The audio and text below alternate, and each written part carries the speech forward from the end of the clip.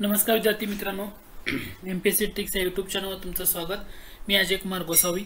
MPSC पीओक्यू series आपण सुरू केली होती। कंबाईन पूर्वचे गट ब आणि गट क चे 2017 पासून 24 चे जे पेपर होते त्याचा ॲनालिसिस आपण करत होतो। तर त्या ॲनालिसिस मधला पुढचं जे लेक्चर आहे ते आपण आज बघणार आहोत। तर तुम्ही जर आपल्या YouTube चॅनलला सबस्क्राइब केले नसेल तर ते नक्की सबस्क्राइब करा आणि सबस्क्राइब केल्यानंतर समोर जे बेल आयकॉन दिसते त्याच्यावर क्लिक करा। आपला Android ॲप डाउनलोड केलं नसेल तर ते नक्की करा। डिस्क्रिप्शन बॉक्स मध्ये मी लिंक देतोय, त्या लिंकला क्लिक करून तुम्ही ते डाउनलोड करू शकता। ठीक आहे, कारण त्या ठिकाणी वेगवेगळे कोर्सेस तुम्हाला पाहायला मिळतील। जसं भारतीय राज्यघटना या नावाचा कोर्स आहे आपल्या ॲप्लिकेशनवर। ठीक आहे, 199 रुपये मध्ये तुम्हाला तो कोर्स पाहायला मिळेल। 550 व त्यापेक्षा जास्त प्रश्न आहेत, संदर्भासहित स्पष्टीकरण दिलेलं आहे। टॉपिक नुसार आपण ते कव्हर केलेलं आहे आणि प्रत्येक लेक्चर तुम्ही किती वेळा त्या ठिकाणी पाहू शकता। कालावधी 6 महिन्याचा आहे। तर नक्की जॉइन करा आपलं ॲप्लिकेशन आणि तुमच्या मित्रांना पण शेअर करा। आपला आजचा पहिला प्रश्न आहे तो म्हणजे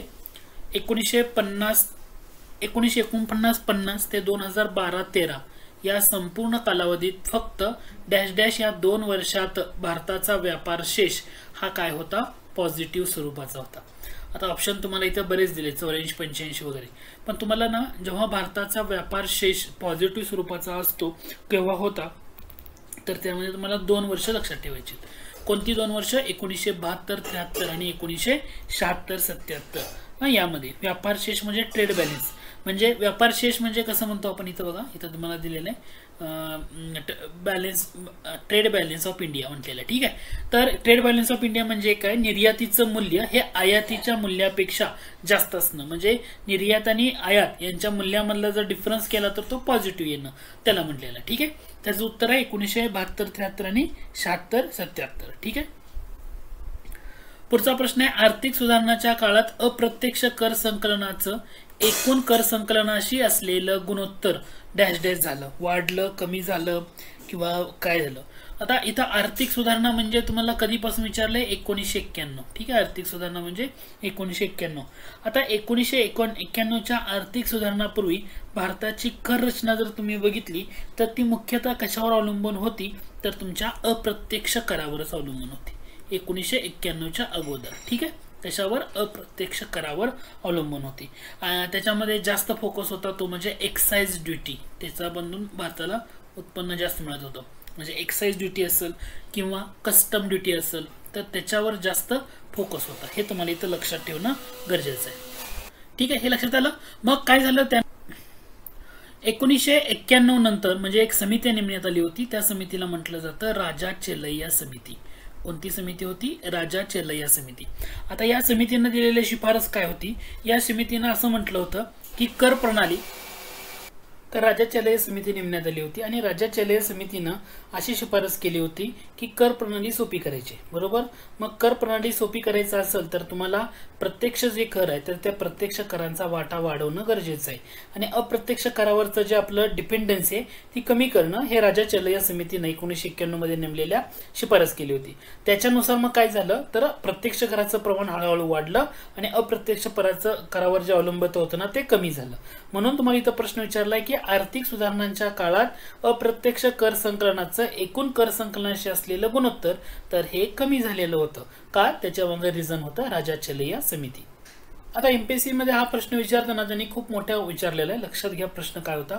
बँकिंग क्षेत्रातील सुधारणांच्या संदर्भात एम नरसिंहम यांच्या अध्यक्षतेखाली नेमलेल्या समितीनं आपला अहवाल एप्रिल 1998 मध्ये सादर केला। म्हणजे एम नरसिंहम समिती दुसरी, पहिली अगोदर स्थापन केलेली 91 मध्ये, ही दुसरी समिती होती। ठीक आहे, बँकिंग क्षेत्र मजबूत होण्याच्या संदर्भात खालीलपैकी कोणती सूचना या समितीनं बँकिंग क्षेत्रातल्या सुधारणा 1998च्या अंतर्गत केलेली नव्हती? म्हणजे यांनी 1998ला जी समिती होती ना, यांनी कोणती शिफारस केली नाही हे तुम्हाला ओळखायला सांगितलंय आणि एवढा मोठा प्रश्न दिलेला आहे। ठीक आहे, आता आपण पहिलं विधान बघूया। पहिल्या विधानामध्ये काय म्हटले त्यांनी बघा, भांडवलाचा पुरेसा पुरवठा होण्याच्या संदर्भात नवीन आणि योग्य नियम लागू करणं। आता या समितीनं आंतरराष्ट्रीय मानकानुसार काय म्हटलं होतं तर बँकांसाठी भांडवल पर्याप्त गुणोत्तर म्हणजे कॅपिटल ॲडिक्वेसी रेशो अधिक मजबूत करण्याची शिफारस केलेली होती। म्हणजे हे विधान तुमचं इथं बरोबर असणार आहे। ओके, त्यानंतर तुम्हाला इथं दिलेल्या घटनांमध्ये बघा शासकीय अंदाजपत्रकातून बँकांच्या भांडवलाची पुनर्स्थापना करणं. ठीक आहे. तिसरे विधान बघूया. तिसऱ्या विधानामध्ये एनपीए कमी करणं ही शिफारस केलेली होती. ठीक आहे. मग 2020 पर्यंत सर्व बँकांची अकार्यक्षम मालमत्तेची पातळी म्हणजे एनपीए 5% खाली आणणं आणि 2002 पर्यंत 3% खाली आणण्याची शिफारस होती. म्हणजे ही पण शिफारस होती, कारण एनपीए कमी करणं ही शिफारस त्यांनी दिलेली होती. पुढचं दिले प्राधान्य क्षेत्राकरता देण्यात येणाऱ्या पतपुरवठ्यातील व्याज अनुदान घटकामध्ये पूर्णपणे कपात करणं. प्राधान्य क्षेत्राला व्याज अनुदान तर हे टप्प्याटप्प्यानं काढून टाकण्याची शिफारस केली होती. त्यामुळं जेणेकरून बँकांच्या कामकाज आहे ना त्या कामकाजावर ताण येऊ नये, म्हणजे हे पण दिलेलं आहे. ठीक आहे. आता राहिला महत्वाचा मुद्दा शासकीय अंदाजपत्रकातून भांडवलाची पुनर्स्थापना. तर ही नरसिंह समितीने वारंवार सरकारी तिजोरीतून भांडवल पुरवण्याच्या प्रथेला विरोध केलेला होता. ओके. त्या समितीचं असं मत होतं की ज्या बँका आहेत त्या बँकांनी स्वतःच्या पायावर उभं राहून बाजारातनं भांडवल उभं करावं आणि सतत सरकारी जी मदत आहे त्यामुळे बँकांच्या कार्यक्षमतेमध्ये सुधारणा होत नाही. म्हणजे हे दुसरं विधान या ठिकाणी येणार नाहीये, कारण त्या समितीला असं वाटत होतं की बँकांनी स्वतःच्या पायावर उभं राहिलं पाहिजे, भांडवल उभं राहिलं पाहिजे स्वतःच्या पायावर उभे राहून. त्यामुळे ब येणार नाही आणि ब कुठं आहे तर पर्याय क्रमांक 4 मध्ये आहे. म्हणजे तुमचं उत्तर हे पर्याय क्रमांक 4 असणार आहे. पुढचा प्रश्न बघा. पैशाचा पुरवठ्याच्या संदर्भात खालील विधानं विचारात घ्या आणि कोणतं विधान बरोबर आहे ते ओळखा. पहिलं विधान बघा. रिझर्व्ह बँक सध्या पैशाच्या पुरवठ्याविषयीचे अंदाज M1 या पैशाच्या पुरवठ्याच्या संकल्पनेचा आधारे व्यक्त करते. आता एक लक्षात घ्या, पहिलं विधान नाही तर डेफिनेटली चुकीचं आहे. का? इथं दोन मुद्दे आहेत. इथं आपली जी RBI आहे तर हे पैशाच्या पुरवठ्याचं मापन करण्यासाठी एकूण किती संकल्पना वापरते तर M1, M2, M3 आणि मी खाली लिहितो M4. ठीक आहे. यामधलं M1 जे असतं तर त्याला ना नॅरो मनी म्हटलं जातं. M1 ला काय म्हटलं जातं? नॅरो मनी. आणि जे M3 असतं त्याला ब्रॉड मनी असं म्हटलं जातं. ब्रॉड मनी. ब्रॉड मनी म्हणजे व्यापक पैसा असं M3 ला म्हटलं जातं. नॅरो मनी म्हणजे याला संकुचित पैसा असं म्हटलं जातं. म्हणजे जे RBI आपलं काय करतं तर इथं शब्दप्रयोग काय वापरलाय? इथं शब्दप्रयोग काय वापरलाय? पैशाच्या पुरवठ्याच्या संकल्पनेच्या आधारे व्यक्त करतं. तर इथं M1 दिले. M1 म्हणजे नॅरो मनी, हे नाही येणार. इथं पाहिजे होतं M3 च्या आधारे व्यक्त करतं, मग ते विधान बरोबर ठरलं असतं. आणि पुढचं विधान म्हणतंय M1 संकल्पना रोखतेच्या संदर्भात उच्च प्रमाण स्पष्ट करते. बरोबर आहे. M2, M3, M4 या रोखतेच्या संदर्भातले उतरते प्रमाण, म्हणजे हे विधान बरोबर आहे. म्हणजे इथं पहिल्या विधानामध्ये चूक काय आहे? M1 च्या जागी M3 असतं तर ते विधान बरोबर ठरलं नसतं. प्रश्न बघा. एखादी व्यक्ती 2 मीटरपेक्षा लांब अंतरावरील वस्तू स्पष्टपणे पाहू शकत नाही. म्हणजे 2 मीटरपेक्षा लांब अंतरावरची वस्तू स्पष्टपणे पाहू शकत नाही असं म्हटलेलं आहे. ठीक आहे. हे विधान थोडंसं लक्षात घ्या. पाहू शकत नाही. त्या वस्तू स्पष्ट दिसण्याकरता भिंगांची शक्ती किती असावी. आता पहिला महत्वाचा मुद्दा हा कोणता दृष्टीदोष आहे हे तुम्हाला ओळखता येते का बघा. जी लघुदृष्टी असते, लघुदृष्टी किंवा त्याला मायोपिया असं म्हटलं जातं. काय म्हटलं जातं? मायोपिया. मायोपिया म्हणजे काय तर यांना जवळचं दिसतं. काय होतं? जवळचं दिसतं परंतु दूरचं दिसत नाही. दूरचे दिसत नाही त्याला आपण काय म्हणतो? मायोपिया असं म्हणतो. मग या दोषामध्ये जो व्यक्तीचा फार पॉइंट म्हणजे ह्याच्यामध्ये तुम्हाला हा घटक लक्षात ठेवा. मग हा दोष जर दूर करायचा असेल तर कॉन्केव्ह लेन्सचा वापर केला जातो. कोणत्या? कॉन्केव्ह लेन्सचा वापर केला जातो. आता इथं भिंगांची शक्ती मोजायची आहे तुम्हाला, कारण इथं काय विचारले? भिंगांची शक्ती P मोजायचं आहे. तर P म्हणजे काय येणार आहे? 1/F फोकल लेंथ किंवा त्याला आपण नाभीय अंतर असं म्हणतो की जे मीटरमध्ये असतं. पण हा दोष कोणता आहे? मायोपिया दोष. मग ह्या आवश्यक भिंगांचं जे नाभीय अंतर आहे तर व्यक्तीच्या दूरबिंदूच्या अंतरा इतकं असतं आणि अंतर्वक्र भिंग वापरतो याचा अर्थ हे तुम्हाला इथं निगेटिव्ह घ्यावं लागेल. म्हणजे हे समीकरण असं तयार होईल. P = 1/-2.0 म्हणजे हे P = -0.5 डायोप्टर हे तुमचं उत्तर असणार आहे. आणि हे उत्तर तुम्हाला कोणत्या ऑप्शन मध्ये दिसतंय तर पर्याय क्रमांक 4 मध्ये दिसतंय, म्हणून तुमचं ते अचूक उत्तर असणार आहे. लक्षात आलं का? हा इथं मुद्दा आहे. म्हणजे तुम्हाला 2 मीटरपेक्षा लांब अंतरावर वस्तू स्पष्टपणे पाहू शकत नाही म्हणजे हे मायोपियाचं आहे. मायोपियामध्ये कॉन्केव्ह लेन्स वापरतो. फोकल लेन्सचं डिस्टन्स हे मायनस मध्ये असायला पाहिजे. हेच इथं महत्वाचं होतं. पुढच्या प्रश्नाकडे जाण्या अगोदर तुम्ही जर आपला अँड्रॉइड ॲप डाउनलोड केलं नसेल तर ते नक्की करा. MPSC tricks bye Ajay Kumar. भारतीय अर्थव्यवस्था हा कोर्स सुद्धा आपल्या ॲप्लिकेशनवर लॉन्च झालेला आहे. कंबाईन पूर्व, गट ब गट क पूर्व परीक्षेसाठी जास्त उपयुक्त आहे. टॉपिकनुसार प्रश्नोत्तरे आपण त्या ठिकाणी कव्हर करतोय आणि या कोर्सची फी मात्र 199 रुपये आहे. याच्यापेक्षा जास्त नाही आहे, लक्षात राहू द्या. 6 महिन्याची कालावधी आहे. प्रत्येक लेक्चर तुम्ही किती वेळा पाहू शकता. नक्की जॉईन करा. आणि या कोर्सचं आणखी वैशिष्ट्य असं आहे की लेटेस्ट झालेला जो तुमचा आर्थिक पाहणी अहवाल असेल किंवा तुमचा महाराष्ट्राचा अर्थसंकल्प असेल तर त्याच्यावरच्या 200 प्रश्नांची PDF तुम्हाला दिली आहे. प्रश्न संदर्भासहित स्पष्टीकरण, जेणेकरून परीक्षेला जर त्या रिलेटेड काय आलं तर तुम्हाला त्याचा फायदा होईल. तर नक्की अँड्रॉइड ॲप्लिकेशन डाउनलोड करा आणि जास्तीत जास्त तुमच्या मित्रांना शेअर करा. जाऊया आपण पुढच्या प्रश्नाकडे. आपला पुढचा प्रश्न आहे, 2 अणूंना आयसोबार म्हणतात जर डॅश डॅश डॅश.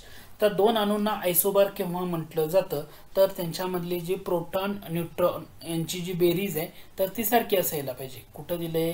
प्रोटॉन आणि न्यूट्रॉनची बेरीज दोन्ही अणूमध्ये सारखी असायला पाहिजे. आता हे असं का म्हणतो? कारण आयसोबार हा कन्सेप्ट काय येतो पहिल्यांदा लक्षात घ्या. आयसोबार म्हणजे काय तर अणुअंक जो असतो तर तो डिफरंट असतो. म्हणजे अणुअंक जो असतो 2 मूलद्रव्ये त्यांचा अणुअंक हा डिफरंट, परंतु अणुवस्तुमानांक जो असतो म्हणजे ॲटॉमिक मास नंबर जे असतं, ॲटॉमिक मास नंबर किंवा त्याला अणुवस्तुमानांक म्हणतो, तर तो काय असतो? समान असतो, सेम असतो. ओके, हा महत्त्वाचा कन्सेप्ट आहे. जर अणुअंक डिफरंट असेल तर अणुअंक डिफरंट असेल तर अणुवस्तुमानांक सेम असतो म्हणले. मग अणुवस्तुमानांक म्हणजे काय? अणुवस्तुमानांक म्हणजे जे अणुकेंद्रक आहे त्या अणुकेंद्रकामधला प्रोटॉन आणि न्यूट्रॉन यांची काय असते? ती बेरीज असते. म्हणजे हे प्रोटॉन आणि न्यूट्रॉन यांची बेरीज जर सारखी आली तर त्याला काय म्हटलं जातं? आयसोबार असं म्हटलं जातं. हा घटक इथं लक्षात ठेवा. पुढचा प्रश्न आहे, धातूमधील विद्युत वाहक चालकता कमी ते जास्त क्रमानुसार कशी असते? तर याचं करेक्ट आन्सर येतं AlCuAg. Al म्हणजे ॲल्युमिनियम, Ag म्हणजे तुमचं चांदी, Cu म्हणजे कॉपर. म्हणजे तुम्हाला धातूंची विद्युत वाहकता जर तुम्ही बघितलं तर त्याचा क्रम कसा येतो? ॲल्युमिनियम तुम्हाला विचारलंय कसं? कमी पासून जास्त पर्यंत विचारले म्हणून हा क्रम आहे. म्हणजे सर्वात जास्त कुठं असणार आहे? चांदीमध्ये. चांदीला Ag म्हणतो, बरोबर. त्यानंतर असणार आहे Cu कॉपर. कॉपर म्हणजे तुमचं तांबे म्हणतो, त्याच्यामध्ये जास्त असणार आहे. आणि त्यानंतर असणार आहे ॲल्युमिनियम मध्ये. ओके, म्हणजे ॲल्युमिनियम मध्ये कमी, मग कॉपर मध्ये थोडीशी जास्त आणि चांदीमध्ये कॉपरच्या तुलनेमध्ये जास्त. हे तुमचं इथं करेक्ट आन्सर असणार आहे. पुढचा प्रश्न आहे, मिनामाटा रोगासाठी कारणीभूत असलेला प्रदूषक कोणता? आता मिनामाटा म्हणजे तुमचा मिथाइल मर्क्युरी. मर्क्युरी हे कुठं उत्तर आहे ना, ते तुमचं उत्तर असणार आहे. पर्याय क्रमांक 1 मध्ये पाहायला मिळतं. मर्क्युरी पारा. मिनामाटा हा रोग हा तुमचा न्यूरोलॉजिकल गंभीर एक आजार आहे आणि हा आजार सुरुवातीला 1956 मध्ये जपान देश आहे, या जपान देशामधला मिनामाटा नावाचं शहर आहे. या शहरामध्ये सर्वप्रथम आढळून आलेला होता. हे तुम्हाला इथं लक्षात ठेवा. म्हणून पर्याय क्रमांक 1 याचं अचूक उत्तर असणार आहे. पुढचा प्रश्न आहे, टेलिओस्टी या सुपर ऑर्डर मधील प्राण्यांना सामान्यपणे उडणारे मासे असे म्हणतात. आता हा एकदम अवघड प्रश्न आहे. याचं जर उत्तर तुम्हाला बघायला गेला तर तुम्हाला ह्याच्यामध्ये घटक सांगतो. याचं करेक्ट आन्सर येतं पर्याय क्रमांक 2 एक्झोकोइटस असं म्हटलेलं आहे. एक्झोकोइटस इन सुपर ऑर्डर टेलिओस्टी एक्झोकोइटस. म्हणजे आता हे फ्लाइंग फिश म्हणजे समुद्रातले मासे की ज्यांच्या मोठ्या आणि पंखासारखा जो वापर करून ना ते पाण्याच्या पृष्ठभागावरून हवेत तरंगण्यासाठी ओळखले जातात, म्हणून त्यांना काय म्हटलं जातं तर उडणारे मासे असं म्हटलं जातं. तर एक्झोकोइट्स असं त्यांना म्हटलं जातं. आता ते थोडंसं अवघड आहे, तुम्ही थोडंसं लक्षात ठेवू शकता. त्याला महत्वाचा रिपीट झाला तरी माहित असावं फक्त याच्यासाठी. पुढचा प्रश्न आहे, खालीलपैकी शुक्राणू निर्मितीच्या प्रक्रियेचा योग्य क्रम कोणता होता? आता शुक्राणू निर्मितीची प्रक्रिया आहे ना, याच्यामधला योग्य क्रम आहे, पहिला स्पर्मॅटोगोनिया, त्यानंतर स्पर्मॅटोसाइट्स, मग पर्मॅटोगोनिया हा शब्द महत्वाचा, पुन्हा साइट, पुन्हा स्पर्म आणि स्पर्मॅटिड.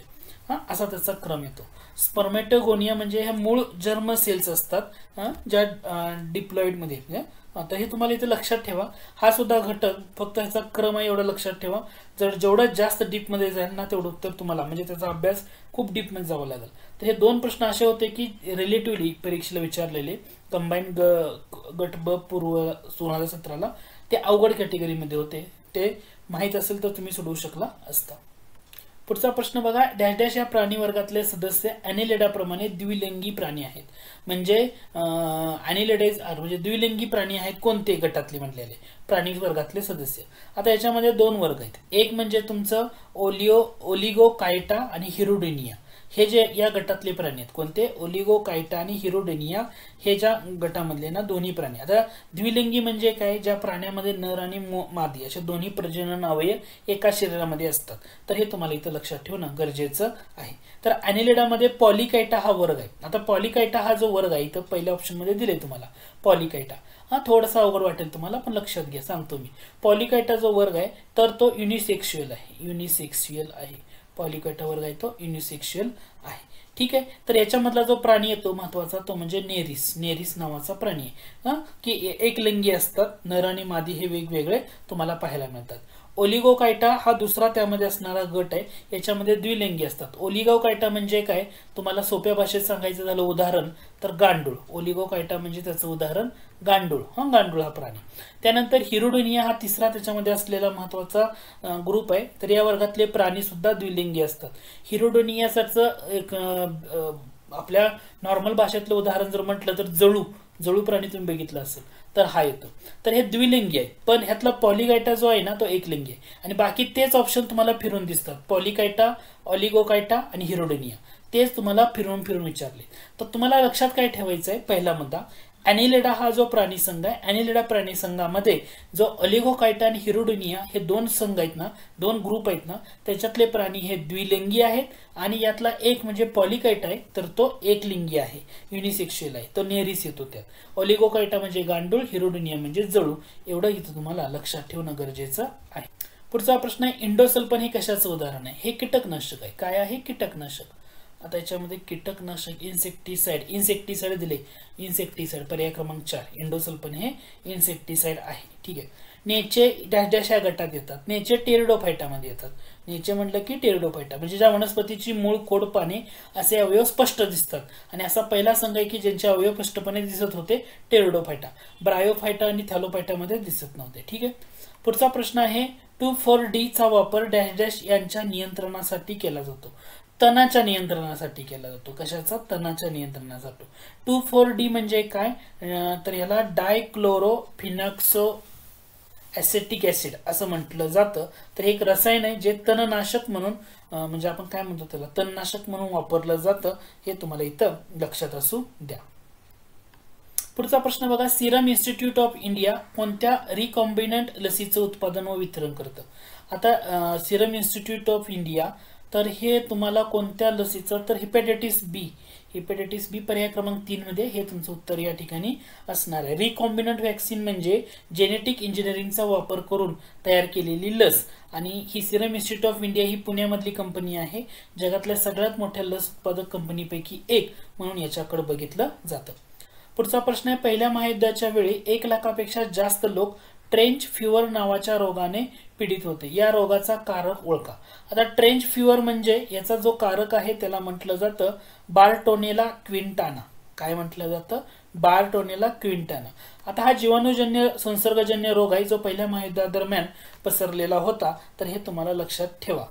तर ते ज्या उवा असतात, बॉडी एल्लाइस म्हणतो उवा, त्यांच्याद्वारे तो पसरतो. कारण त्याला कारणीभूत असलेला जीवाणू तो आहे, त्याचं नाव आहे बार्टोनेला क्विंटाना. पुढचा प्रश्न होता, पित्त हे डॅश डॅश अवयवात तयार होतं. आता पित्त कुठं तयार होतं? लिव्हरमध्ये. लिव्हर म्हणल्यानंतर पर्याय क्रमांक 3 हे तुमचं या ठिकाणी उत्तर असणार आहे. कारण पित्त म्हणजे त्याला बाईल म्हणतो आपण, बाईल. तर हा एक पाचक रस आहे जो लहान आतड्यामध्ये फॅटी पदार्थाच्या पचनाला मदत करतो. कारण आपल्या अन्नाचं पचन हे कुठं होतं? तर लहान आतड्यामध्ये होतं. आणि त्या फॅटी पदार्थाच्या पचनासाठी याचा उपयोग होतो. तर पित्त कुठं तयार होतं असं विचारले. तयार होतं कुठं? लिव्हरमध्ये. परंतु ते साठवलं कुठं जातं? तर गॉल ब्लॅडरमध्ये साठवलं जातं. पित्ताशयात मध्ये साठवलं जातं. असं जर विचारलं असतं तर गॉल ब्लॅडर हे तुमचं उत्तर झालं असतं. आय होप हा घटक तुमच्या लक्षात आला असेल. दुसरं म्हणजे तुम्ही जर आपलं ॲप डाउनलोड केलं असेल तर ते नक्की करा. MPSC tricks bye Ajay Kumar या नावानं आहे. महाराष्ट्र भूगोल हा कोर्स सुद्धा आपला तिथं लॉन्च झालेला आहे. सगळ्या विषयाचे कोर्स तुम्हाला त्या ठिकाणी पाहायला मिळतील. फी फक्त 199 रुपये आहे. 6 महिने कालावधी आहे.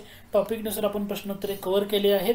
प्रत्येक लेक्चर तुम्हाला तिथं कितीही वेळा बघता येईल. हे आपल्या कोर्सचं वैशिष्ट्य आहे. सगळ्या विषयाचे कोर्स आहेत. चालू घडामोडीचा कोर्स सुद्धा तिथं अवेलेबल आहे. तर नक्की डाउनलोड करा आपलं ॲप्लिकेशन किंवा प्ले स्टोअरवर जाऊन तुम्ही डिस्क्रिप्शन बॉक्समध्ये लिंकमध्ये देतो.